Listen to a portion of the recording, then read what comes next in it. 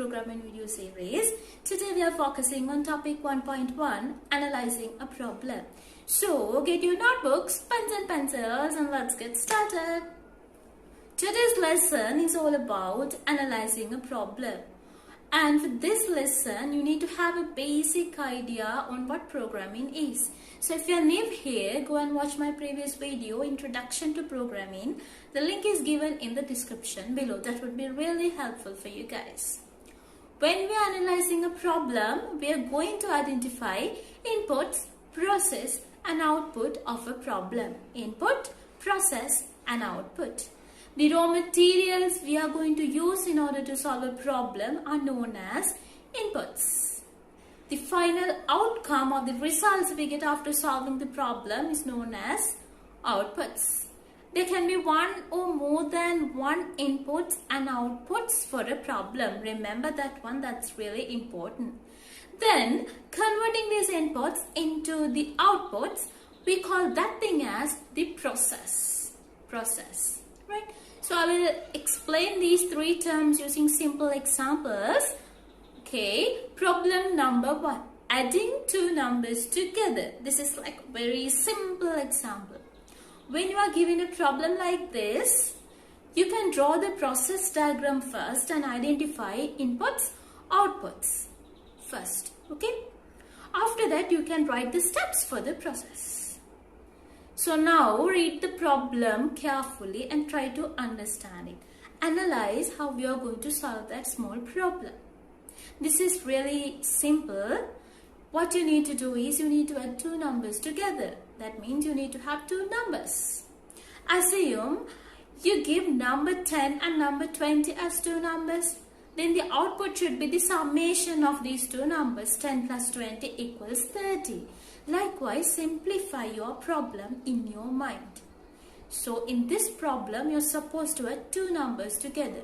So you need to have two numbers as inputs. The output of this problem should be the total or the summation of two numbers. The process is the steps that you are going to follow in order to get that total output value. That means adding two numbers together.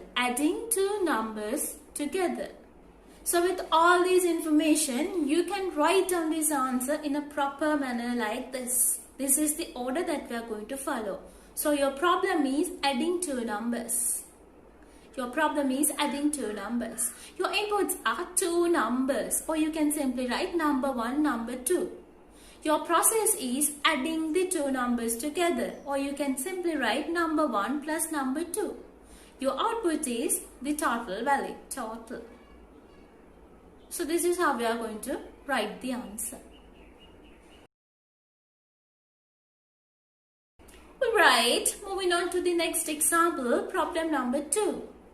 Finding the area of a rectangle. Again, read the problem carefully and try to understand it. Analyze how we are going to solve it. Okay? Right. So if you need to calculate the area of a rectangle, first of all, you need to know the equation to find the area of a rectangle. The equation is actually pretty simple. You know that one. It is the area of a rectangle equals to length multiplied by width. Area of a rectangle is equals to length multiplied by width. For an example, you can do this in your mind.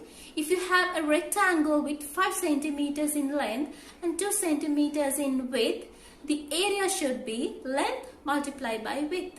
5 multiplied by 2, it is equal to 10. Your answer is 10. So as inputs, you need to know the length and width. The process should be the calculation. The area of a rectangle is equals to length multiplied by width. That is our equation. And the final output is the area, the calculated value.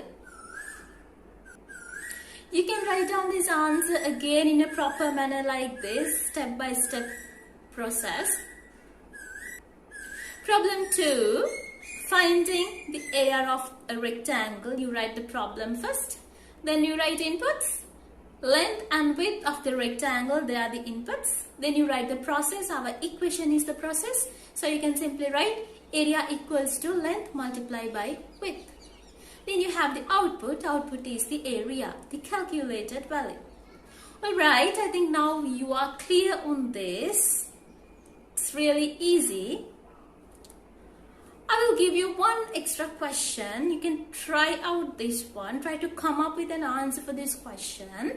You can write the answers as a comment below so that I can go and have a look. And maybe I can give a feedback as well. Okay? Right. So my problem is problem number 3. Finding the perimeter of a triangle. Finding the perimeter of a triangle. For this problem, identify inputs, process and outputs. Write your answers as a comment below. I will check and I will definitely give you a feedback. Do so. Alright guys, let's wrap up for today. So this is a simple lesson. You can watch my next video in the same playlist for topic 1.1, alternative solutions and solution space. That is your next topic in your lesson. So if you're excited about this lesson series, give this video a thumbs up. If you have any questions or suggestions, you can comment below. Be sure to subscribe and hit the bell icon to get notifications every time I post a new video. Thank you so much you guys for watching. I will see you in my next video.